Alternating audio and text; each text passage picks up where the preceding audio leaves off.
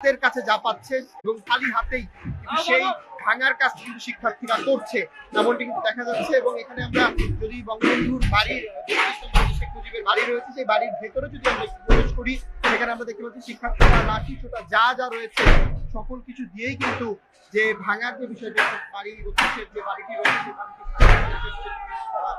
করছে।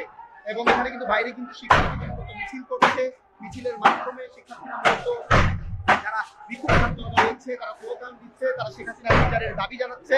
এই সকল দাবির মধ্যে দিয়ে কিন্তু আসলে তাদের আজকের যে লং মার্চ টু ধানমন্ডি 32 সেই কর্মসূচি 32 নাম্বারের যে বাড়িতে শেখ মুজিবের যে ছবিটির প্রতিকৃতি রয়েছে, যে ছবি রয়েছে সেই ছবিটিও কিন্তু শিক্ষার্থীরা সেই ভাঙার কাজটি কিন্তু তারা করছে। 32 নাম্বারের বাড়ি ঘুরিয়ে ফেলার একটি কর্মসূচি শিক্ষার্থীদের দেওয়া হয়েছিল। শিক্ষার্থী যারা রয়েছে শিক্ষার্থী